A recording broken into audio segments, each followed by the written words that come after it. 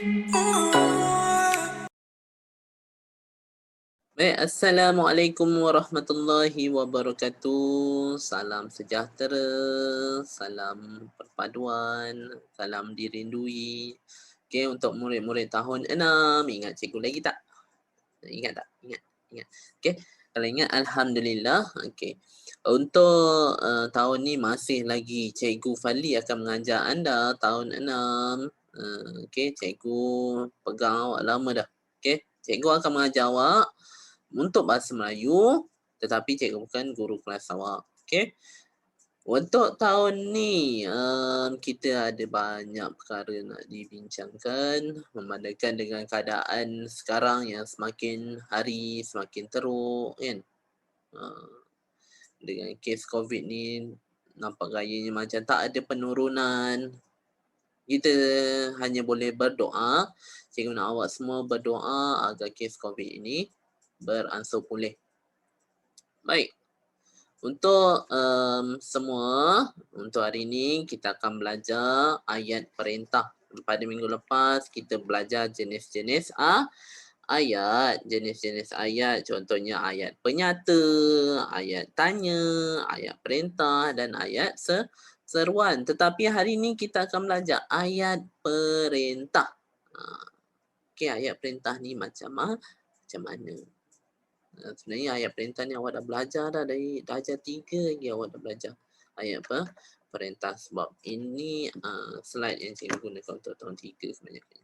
Okey, baik, ayat perintah ada 4, ayat permintaan, suruhan, larangan, silaan ada 4. Okey, ada 4.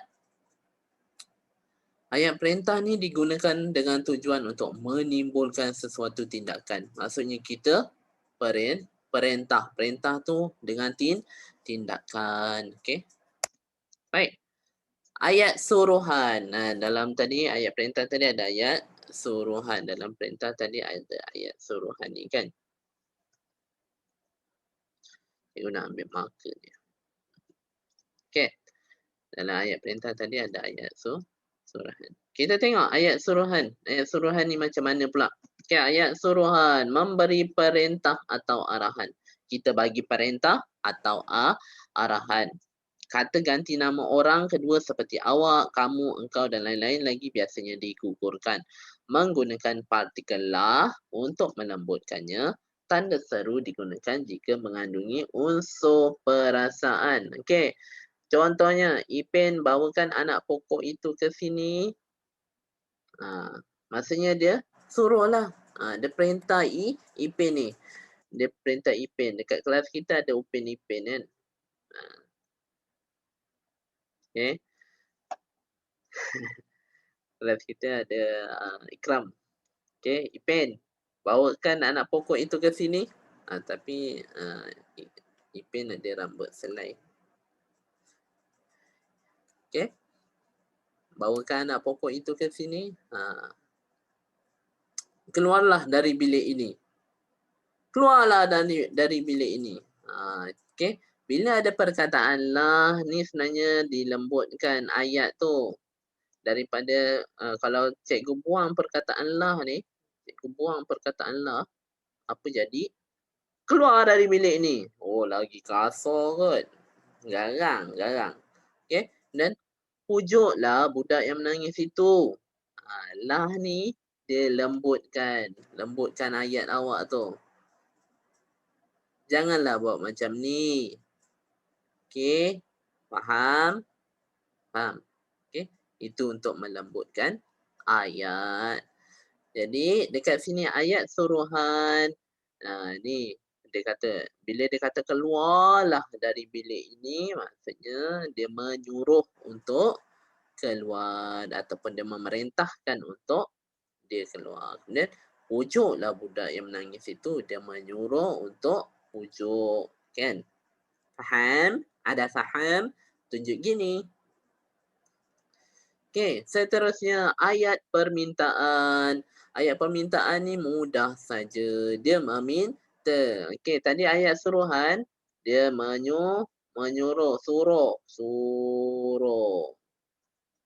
Okey. Ayat permintaan minta. Faham? Memohon permintaan dan pertolongan. Bila ayat permintaan, dia ada dua perkataan yang biasa digunakan iaitu minta dan tolong. Minta dan tolong. Tadi Ipin. Ini Upin pula. Upin, tolong isikan air dalam alat penyiram pokok ini. Maksudnya ada perkataan tolong. Upin tolong. Tolong pergi sini. Toing, toing, toing. Okey. Dan minta kamu semua bertenang. Perkataan minta pula. Minta ada kat sini. Okey. Faham? Jadi, dua perkataan ini ayat permintaan. Untuk ayat permintaan, ada dua perkataan dia iaitu minta dan tolong. Minta dan tolong. Good job. Okey, nah ayat silaan. Ayat silaan berfungsi menjemput atau mempersilakan seseorang.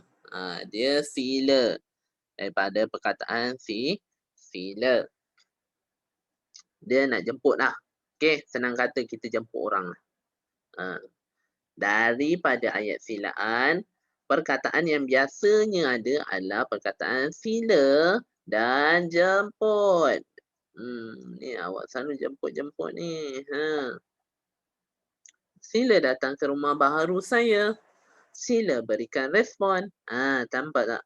Perkataan sila ada dekat ayat silaan. Okey, kemudian jemput masuk ke rumah saya. Perkataan jemput ada dekat silaan. Ting ting ting. Buat bunga. Tap tap tap tap tap tap. Tak kenapa buat bunga. Okey, kemudian jemput makan. Okey. Partikel lah tadi. Perkataan lah ni letak kat mana? Untuk apa? Lah ni tadi cikgu kata untuk melembutkan ayat. Biar ayat awak ni lembut je kita dengar. Silalah datang ke rumah baharu saya. Silalah. Datanglah. Jemputlah masuk ke rumah saya. Itu semua menggunakan partikel lah dan menggunakan kata silaan sila dan jemput. Lembut tak ayat dia? Silalah datang ke rumah baru saya. Sila mari. Awak ni. Ni. Okey. Seterusnya ayat larangan. No, larangan. Larangan tak boleh. Okey. Boleh dilembutkan dengan menggunakan kata harap pada awal ayat. Ayat larangan ni selalunya tak boleh lah. Selalunya awak marah. Jangan masuk. Tolong diam. Okey. Jangan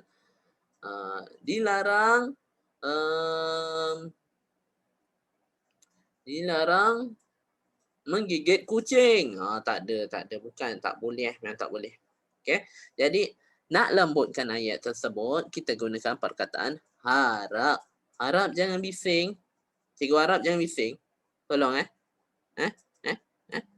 Okey. Seterusnya, harap jangan berludah.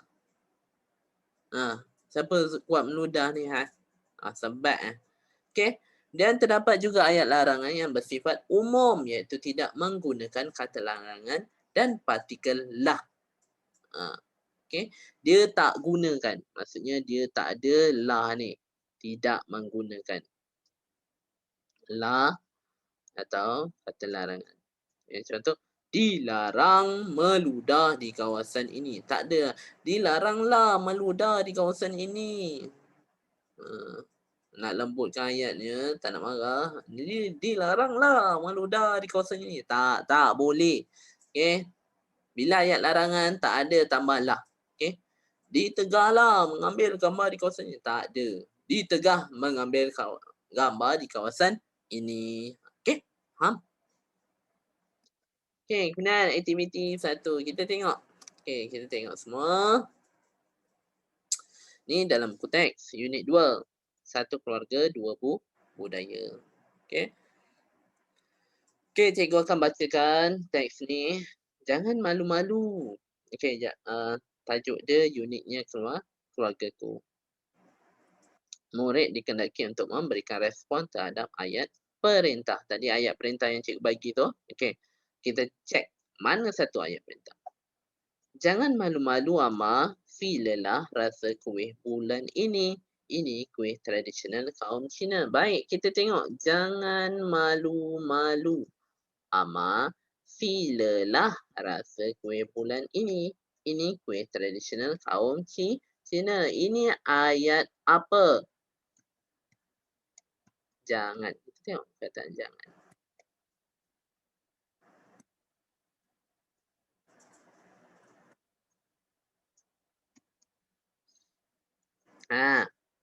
Kita ada perkataan sila, iaitu ayat silaan.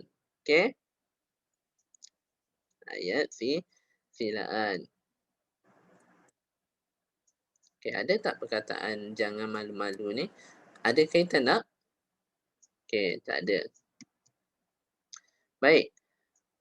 Ini kuih tradisional kaum Cina. Ini kuih tradisional kaum Cina. Ini ayat penyata. Okey, apa yang kita nak jawab dekat sini? Sebenarnya ada soalan kat sini. Dia ada gambar bibir tu kan. Awak tahu kan gambar bibir. Dekat sini ada gambar bibir. Tak nampak. Cikgu dah tutup. Okey. Terima kasih Ruben. Tentu sedap rasa kuih bulan ini. Okey, jadi dia jawab dengan baik je. Tentu sedap rasa kuih bulan ini. Okey, kita tengok baik. Okey, ini pula Morocco, iaitu sejenis makanan tradisional kaum India. Siapa tak tahu Morocco? Siapa tak tahu Morocco? Tak tahu? Tak tahu, kena cari Morocco. Macam gini, Morocco. Makanlah Ama, semua makanan ini dibuat oleh ibu bapa saya. Wah, sedapnya. Pandai ibu kamu memasak kuih Morocco ini. Makanlah Ama. Semua makanan ini dibuat oleh ibu saya. Okey, ada tak ayat dekat situ? Kita tengok.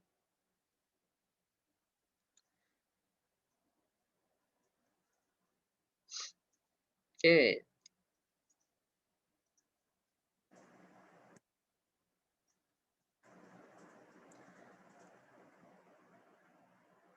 Ini adalah ayat permintaan sebenarnya. Dia ayat permintaan. Dia meminta untuk Ama makan. Ni ayat permintaan ni. Makanlah Ama. Semua makanan ini dibuat oleh ibu saya. Ini ayat permintaan. Dia meminta. Ayat permintaan.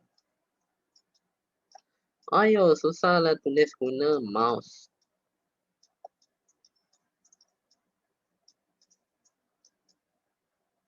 Cantik. Wah, sedapnya. Pandai ibu kamu masak kuih Morocco ni. Sedap kan? Okey. Baik. Terus yang terbaru. Tolong ambilkan album itu, Ruben. Saya mahu melihat gambar keluarga kamu. Harap kamu tidak keberatan. Ni gambar bibir tu. Okey. Baiklah. Saya akan mengambilnya untuk kamu. Ada tak ayat kat sini yang menggunakan ayat perintah? Perkataan tolong. Tolong apa? Ada tak? Kita tengok balik. Tolong. Itu adalah ayat permintaan. Ayat permintaan. Okey. Harap. Harap kamu tidak keberkatan. Ada tak perkataan harap?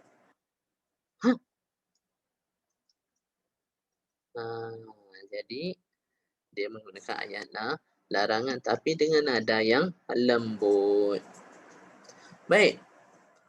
Jadi, apa nama dia? Ruben ni dia jawab, baiklah, saya akan mengambilnya untuk kamu. Ni nak awak tengok gambar yang seterusnya. Gambar itu diambil ketika perayaan Tahun Baharu Cina dan Deepavali pada tahun lalu. Lihatlah pakaian keluarga saya. Kami memakai pelbagai jenis pakaian tradisional seperti cheongsam, sari dan dhoti. Dhoti, tahu tak dhoti? Dhoti bukan roti dhoti tu baju okey. Dia macam Ruben ni, kenapa dia sambut tahun baru Cina? Lepas tu ada Deepavali lagi. Kenapa? Sebabnya kat sini, wah bertuahnya kamu Ruben. Kamu sekeluarga hidup dalam dua budaya yang berbeza. Kamu dapat menyambut pelbagai perayaan dan menikmati makanan yang beraneka rasa. Seronoknya. Okey, jadinya Ruben ni, mak ayah dia, mungkin ayah dia India dan mak dia Cina, kahwin campur. Jadi dapatlah Ruben. Okey, handsome Ruben ni. Si handsome ah. Suka tak? Yang perempuan. Okey.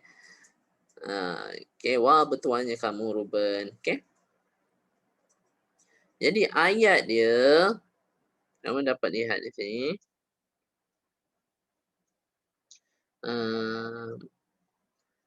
Kebanyakannya adalah ayat penyata. Okey. Tapi yang lain ni yang cikgu bagi tadi adalah ayat apa? Perintah. Okey, faham? Okey, untuk tugasan. Tiada tugasan untuk anda tetapi anda diminta untuk tuliskan nama anda di ruang komen dekat bawah tu. Dekat bawah video ada ruang komen kan. Tulis nama awak, kemudian tapi tulis nama awak sekiranya awak habis menonton video. Sebab cikgu nak rekod. Kalau tak, cikgu tak tahu siapa yang dah tengok video. Okey? Tolong tuliskan nama anda ataupun awak bagi tahu. Contohnya, cikgu, saya Hakim. Saya sudah lihat video. Cikgu dari awal hingga akhir. Terbaik. Tolong subscribe.